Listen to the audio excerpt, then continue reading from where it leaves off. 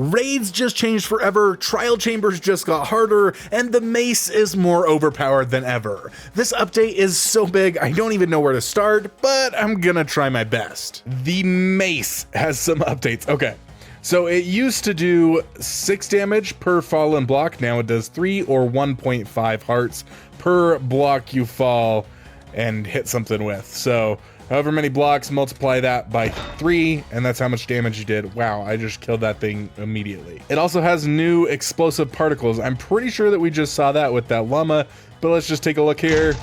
Yeah, those are some pretty fancy, flippin' awesome explosive particles. I like them a lot. There is also increased power and range for the knockback effect, and the knockback will be stronger when it's more than 5 blocks. So if we just put a couple of cows here, we go up really high, and yeah, they go pretty far. Oh man, this is fun. Now, if the mace was not powerful enough, they have added the ability to add enchants. So you will now be able to add Mending, Unbreaking, Smite, Bane of Arthropods, Fire Aspect 2, and Curse of Vanishing. But that's not all. They've actually added 3 additional enchantments just for the mace. The Density enchantment goes up to level 5, and you can get it from either the enchanting table or books from loot. This enchantment increases the damage dealt per block fallen by 1 per level of the enchantment. So that's half a heart per 1 level of enchantment, meaning that Density 5 is going to do 2.5 hearts of extra damage. Add that to the 1.5 hearts that it already does, and holy crap, this weapon is insane. The Breach enchantment goes up to level 4 and can be got with an enchanting table or from looted books. This gets even more insane. The Breach enchantment reduces the effectiveness of a target's armor by 15% per level. So with a level 4 Breach enchantment, you're gonna reduce the effectiveness of armor by 60%.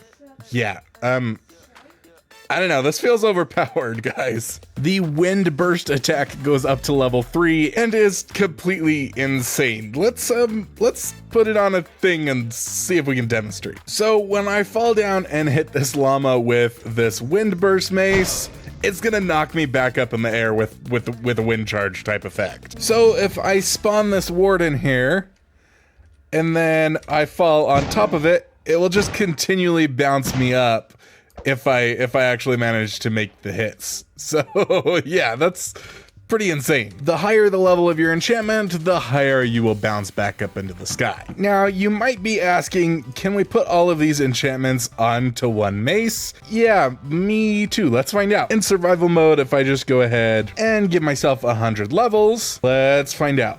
Okay, so we can put 2 of them on here. Okay, that is okay. This is not okay. Let's see what else we can get on here. Mending, Unbreaking. Maybe we'll put on some Smite and Fire Aspect. Mending, Unbreaking, Fire Aspect, and okay, too expensive to actually get Smite on there. So this is a fully enchanted mace right here. Now, I didn't mention where we get this Wind Burst 3 enchantment from. Well, it can only be obtained from Ominous Vaults. What are Ominous Vaults, you may ask? Well, we'll get to that in a second, but I gotta take you through something else first. 2 quick changes. 1, breezes will now avoid jumping into dangerous blocks and air. Whatever that means, I guess their AI has been updated to be a little bit better. And number 2, the wind charges will no longer activate or collide with these end crystals. Now let's get to the Ominous Vaults. I did say this was a big snapshot, right? Ominous Vaults. We've got the Ominous Bottle. We've got the Ominous Trial Key. This is just to compare it to the normal Trial Key there. So if I were to drink the Ominous Bottle here, it would actually give me the effect Bad Omen. Now this is one that gives me the effect of Bad Omen 5, but yeah. You no longer get the Bad Omen effect from killing one of these pillager guys. Oh man, this is kind of ridiculous just to use as a normal weapon. So it will no longer actually give you Bad Omen when you kill one of these guys. However, he did drop one of these Ominous Bottles for us. This Ominous Bottle comes in 5 variations, Bad Omen 1 to 5, and the events that it starts are going to be more difficult the higher the level. Now, Bad Omen still works in a similar way for starting raids. You drink one of these bottles, you get Bad Omen. Then when you get into a village, while you have the Bad Omen effect, it will actually switch over to be the Raid Omen. At the end of this countdown, the raid will start right here where you were when you got that effect. As with any effect, you could drink milk to actually get rid of this and stop the the raid from happening. Oh, they all spawned way down here. They can't even get up to this village. So it looks like a fairly standard raid though for that. Now, there are only 2 ways to get these ominous bottles. Number 1, as we saw, is to kill a pillager captain outside of a raid. Number 2 is located in the trial chambers. If we were to take a vault and some trial keys, we should be able to get ourselves one of these ominous bottles. Okay, we did not get an ominous bottle there. Let's try this again. Still no ominous bottle. Oh, there we go. There's one right there. So that is an ominous bottle. We've got 5 and 2. So let's see what we get. Just a normal one, just level 0. Now, an interesting thing about these bottles is that they actually stack up to 64. And if we were to drink one in survival mode here, you'd see that it actually breaks and disappears when you consume it. Now, if I drink just a standard Bad Omen 1, it's gonna give me just that standard Bad Omen effect. But you may be wondering, like I am, if I drink multiple, will it stack the effect so that I can get a higher level? Well, let's find out. If I drink another one, it looks like we're stuck with just that normal one. So if you want a higher Bad Omen, you're gonna have to get a higher level bottle. Oh, and it also gives you this wild wonky skull particle effect, which is pretty cool. That's the Raid Omen that gives that to you. But I still haven't answered what an ominous vault is. Well, you could probably guess that the ominous trial key is used to unlock an ominous vault. So by now you may have put it together that this ominous bottle is gonna do more than just start raids. It actually has a new event that it will start in a trial chamber. So let's go ahead and start one of those. Let's go ahead and drink an ominous bottle level 5. We'll get that Bad Omen 5 and try teleporting into a trial chamber. There we go. Okay, now we have the trial Omen, and that's gonna make all of these mobs spawn with armor. They've got trims on them, and oh man, it's just gonna make everything so much more difficult and more challenging to actually compete in. So this trial Omen effect starts at 15 minutes and is multiplied by the level of Bad Omen of ominous potion you drink. So that's why it's so long for me here. Now, this is a bug that's currently in the snapshot. These mobs will eventually not actually drop their armor. We're also gonna have the blue skull effect instead of the red one when it is the trial Omen. Now, these trial spawners will actually do more than just spawn mobs with armor. They will also actually spawn projectiles such as potions and lingering potions like this one, that's going to give us slowness. So it makes everything a little bit more difficult and enjoyable for more experienced players. See, we're getting another potion here. I don't know what that was, but it did something. Infested. I don't even know what the infested effect is.